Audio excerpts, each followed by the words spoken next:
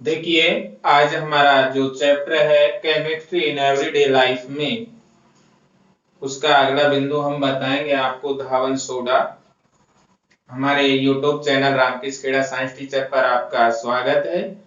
आप देखिए कि धावन सोडा का किस तरीके से निर्माण किया जाता है और किस तरीके से उसके कौन कौन से गुण होंगे, किस तरीके से उसका उपयोग किया जाता है। यहाँ से जो ज्यादातर क्वेश्चन आएंगे धावन सोडा से रिलेटेड वो यही होते हैं। तो धावन सोडा का जो रासायनिक अणुसूत्र होता है वह होता है Na2CO3 डॉट 10H2O। Na2CO3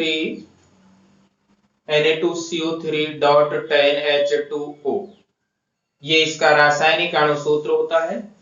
और इसके अंदर जो जल के अणु उपस्थित होते हैं, किसी भी यौगिक में कितने जल के अणु उपस्थित हैं उसे हम क्रिस्टलन जल कहेंगे। क्रिस्टलन जल। तो क्रिस्टलन जल की परिभाषा आ जाएगी आपकी यहां से कि किसी भी यौगिक के अंदर कितने अणु जल के उपस्थित हैं उसे हम क्रिस्टलन जल कहेंगे। तो यहाँ जो 10H2O है, Na2CO3 सोडियम कार्बोनेट के साथ जितने अणु जल के उपस्थित हैं, सोडियम कार्बोनेट के साथ जितने अणु जल के उपस्थित हैं उसे हम क्रिस्टलन जल कहेंगे। तो क्रिस्टलन जल अगर आपसे पूछा जाता है कि क्रिस्टलन जल क्या है, तो किसी भी यौगिक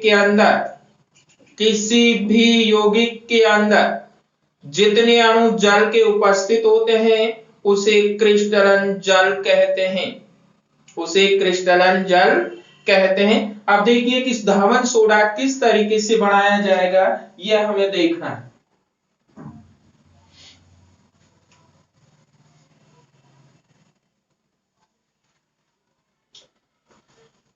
देखिए, sodium hydrogen carbonate, sodium hydrogen carbonate को यदि गर्म किया जाता है, सोडियम हाइड्रोजन कार्बोनेट को यदि गर्म किया जाता है तो देखिए क्या बनेगा। Na2CO3 प्लस Na2, सोडियम के दो अणु हैं, CO3 के दो अणु हैं, तो एक CO3 आ गया, सोडियम के दोनों अणु आ गए। अब बचा क्या है आपके पास, H बचा है, एक CO3 बचा है, तो ये हो जाएगा CO2, एक O बच गया, दो H बच गए, प्लस H2O।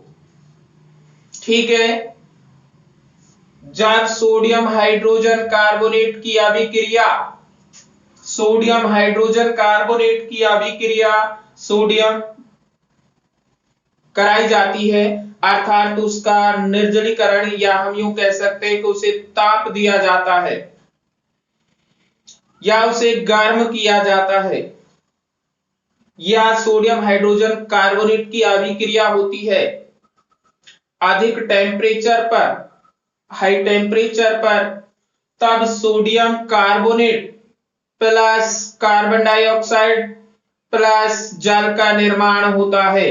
तो ये हो जाएगा आपका sodium hydrogen carbonate, sodium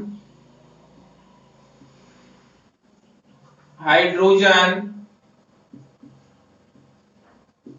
carbonate को जब गर्म किया जाता है, सोडियम हाइड्रोजन कार्बोनेट को जब गर्म किया जाता है तो सोडियम कार्बोनेट बनता है, sodium carbonate, carbon dioxide, carbon dioxide और ये जल। अब इसी में आगे धावन सोडा अभी बना नहीं, अभी हमारे पास सोडियम कार्बोनेट बना है, जबकि धावन सोडा का अणु सूत्र होता है Na2CO3 डॉट 10H2O। तो अब सोडियम जो कार्बोनेट है इसकी अभिक्रिया हम जल के साथ कराते हैं या जल में विलय करते हैं इसको, तब जाकर के हमारे जो धावन सोडा है उसका निर्माण होगा। तो ये हो जाएगा Na2CO3 plus 10H2O। Na2CO3 plus 10H2O, तो ये बनेगा आपका Na2CO3 dot 10H2O dot 10H2O। Sodium carbonate की अभिक्रिया जल के साथ कराई जाती है। कह सकते हैं इस तरीके से हम कि सोडियम कार्बोनेट की अभिक्रिया जल के साथ कराई जाती है, तब आपका धावन सोडे का निर्माण होता है। धावन सोडा इस तरीके से इसका निर्माण हो जाएगा। सोडियम हाइड्रोजन कार्बोनेट को यदि गर्म किया जाता है तो सोडियम कार्बोनेट बनता है, CO2 प्लस H2O उप उत्पाद के रूप में होंगे। जब इसकी अभिक्रिया जल के साथ कराई जाती है या इसका क्रिस्टलीकरण कराया जाता है, क्रिस्टलीकरण, क्योंकि यहीं से क्रिस्टलन जल की डेफिनेशन डिफाइन हुई है, इसलिए हम इसको क्रिस्टलीकरण कह सकते हैं। तो जब सोडियम कार्बोनेट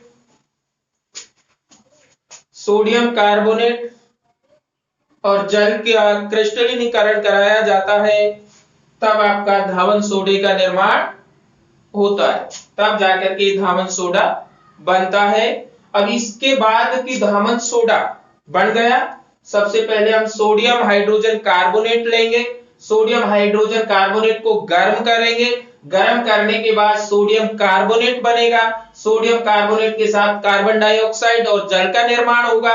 फिर पुनः सोडियम कार्बोनेट व जल का क्रिस्टलीकरण करेंगे, उसके बाद आपके धावन सोडा का निर्माण होता है। अगला बिंदु इसी में होगा कि धावन सोडा का जो गुण है वो कौन कौन से हैं। देखिए धावन सोडा के गुण किस प्रकार से होंगे।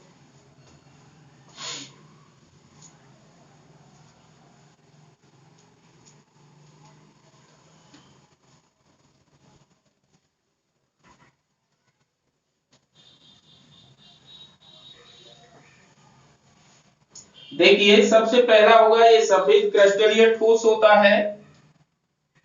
पहला गुण धावन सोडा के गुण, सफेद क्रिस्टलीय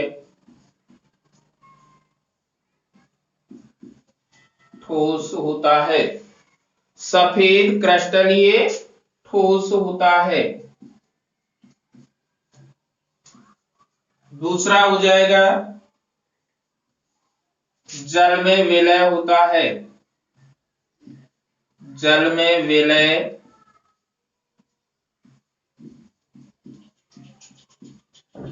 होता है, जल के अंदर विलय होता है। तीसरा जो इसके अंदर गुण है, इसका जलीय विलयन होगा, वह क्षारीय होगा, बेसिक होगा। धावन सोडा का जलीय विलयन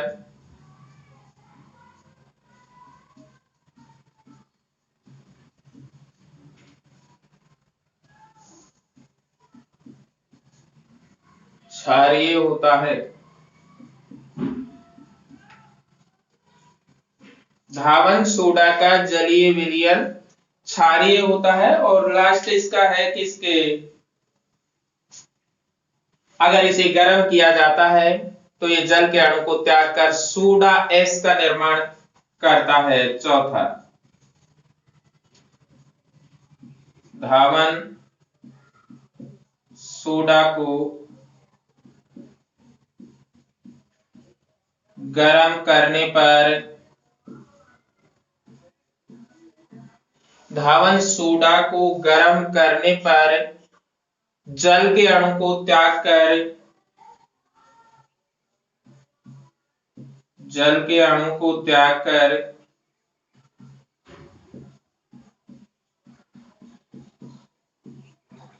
सोडा एस बनाता है, सोडा एस बनाता है।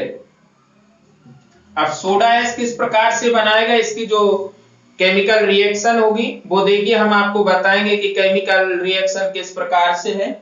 धावन सोडा ले लीजिए Na2CO3.10H2O, इसे गर्म कर दीजिए, जल का अणु निकल जाएगा Na2CO3 प्लस 10H2O। तो ये जो सोडियम कार्बोनेट होगा इसे हम क्या कहेंगे, सोडा एस। क्या कहेंगे, सोडा एस।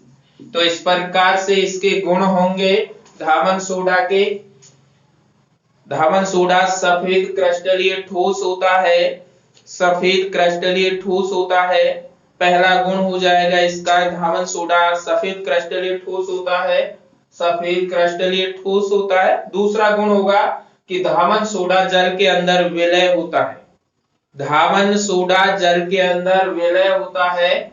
तीसरा गुण है कि धावन सोडा का जो जलीय विलयन है वो उसकी जो प्रकृति है, नेचर है उसकी, धावन सोडा की जल के अंदर विलय होने के बाद वह क्षारीय होगी। कैसी होगी, क्षारीय होगी। और धावन सोडा को गर्म करने पर जल के अणु त्याग कर एक सोडा एस का निर्माण होता है, यानी Na2CO3.10H2O। इसे जब हम गर्म करेंगे तो जल का निर्जलीकरण हो जाएगा, और जल का निर्जलीकरण होने के बाद Na2CO3 सोडियम कार्बोनेट बनता है, जिसे ही हम सोडा एस कहते हैं, और जल के अणु अलग हो जाते हैं। इसके बाद है कि धावन सोडा के उपयोग किस तरीके से हैं। तो इस धावन सोडा का उपयोग हम ज्यादातर जैसे सफाई के वर्क में, धावन धोना सोडा, सोडा यानी धोने का सोडा, इसका उपयोग किस तरीके से है देखते हैं हम आगे।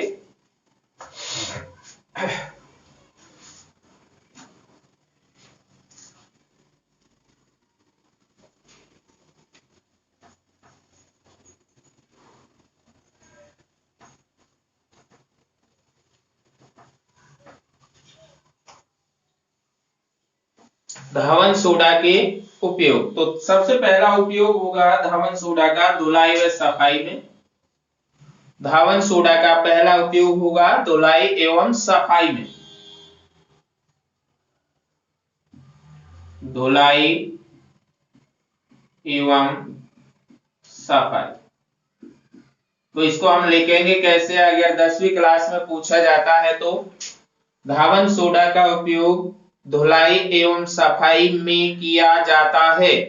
धावन सोडा का उपयोग धुलाई एवं सफाई में किया जाता है। दूसरा इसका जो उपयोग होगा कास्टिक सोडा,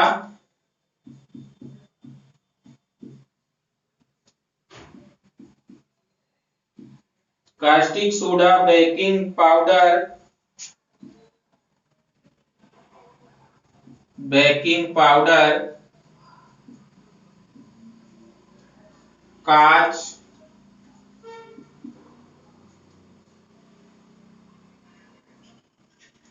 साबुन, बोरेक्स,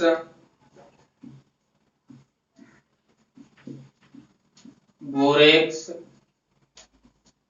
आदि के निर्माण में किया जाता है, आदि के निर्माण में किया जाता है, किया जाता है। तीसरा है आपका कागज, पेंट तथा वस्त्र उद्योग में, कागज, पेंट तथा वस्त्र उद्योग में,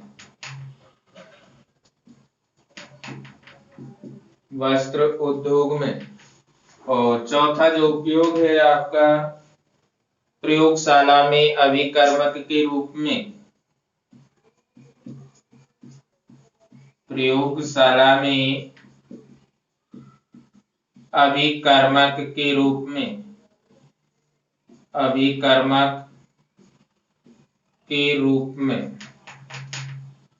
तो देखिए इसके क्या क्या गुण होंगे। उपयोग, ये हमें उपयोग है, गुण हमने पहले करवा दिए हैं। धावन सोडा के उपयोग तो देखिए पहला उपयोग किस तरीके से है। धावन सोडा का उपयोग हम धुलाई एवं सफाई में करते हैं, चाहे हमारी किसी वस्तु की सफाई हो, चाहे कपड़े की सफाई हो, चाहे बर्तनों की सफाई हो, या अन्य प्रकार से किसी भी प्रकार की अगर हमें धुलाई करनी है या सफाई करनी है, उसमें धावन सोडा का उपयोग किया जाता है। पहला उपयोग यह हमारा हो गया। दूसरा उपयोग कास्टिक सोडा, बेकिंग पाउडर, कांच, साबुन, बोरेक्स आदि के निर्माण में भी किया जाता है, यानी इनके निर्माण करते वक्त भी इनका उपयोग किया जाता है।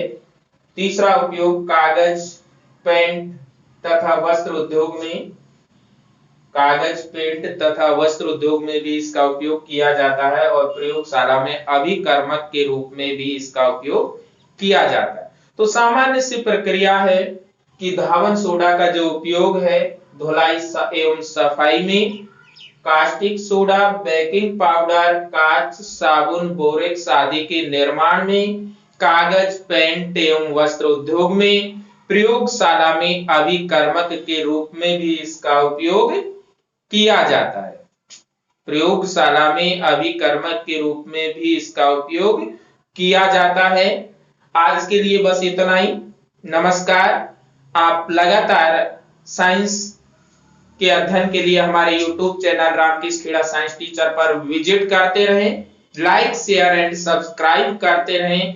हमारे मोबाइल नंबर अगर किसी प्रकार की आपको विसंगति है, सलाह लेनी है, 99 29 95 62 49 पर भी आप संपर्क कर सकते हैं। नमस्कार।